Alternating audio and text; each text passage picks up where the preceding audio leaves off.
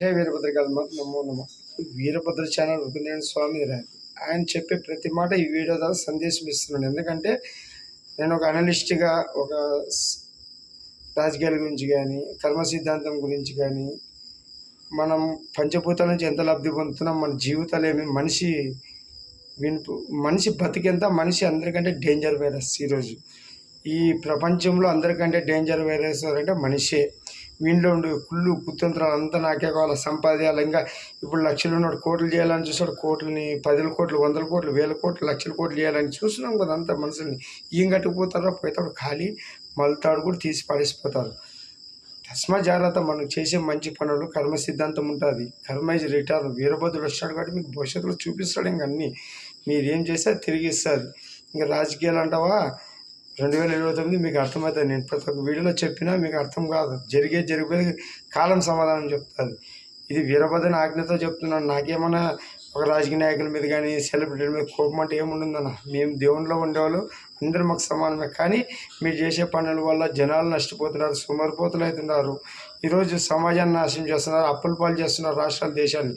మనం డెవలప్ చేయాలా, ఉచిత విద్య ఎలా, వైద్యం ఎలా, తర్వాత డెవలప్మెంట్ పనులు ఇస్తే వాళ్ళు జనాలను బతికేటట్లు చేయాలి. కానీ ఇప్పుడు పప్పుల పిల్లలు అన్నిటిలాగా పంచి లక్షల కోట్లు అప్పులు చేసి వడ్డీలు కట్టలేక రాష్ట్ర పరిస్థితి ఏమి, దేశ పరిస్థితి ఏమి, యువకుల భవిష్యత్తు ఏమి, ఇవన్నీ ఆలోచించడం లేదు.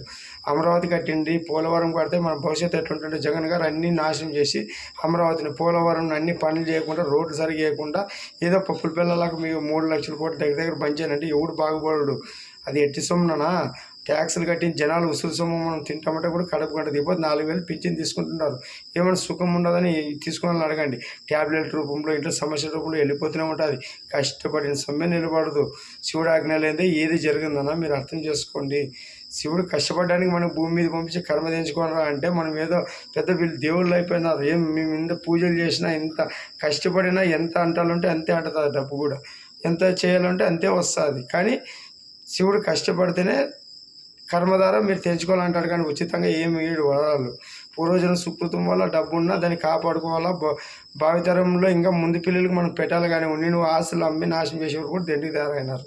ఈరోజు అర్థం చేసుకోవాలి. మాయలో ఉండదండి. కలి పురుషుని ప్రభావం ఎక్కువ ఉంది కాబట్టి మా నుంచి బయటకు వచ్చి కర్మ రిటర్న్ కొడుతుంది. మన ఆయుష్లు, ఆరోగ్యాలన్నీ గందరగోళం ఉండాలి. జాగ్రత్త. జై వీరభద్ర నమో నమః.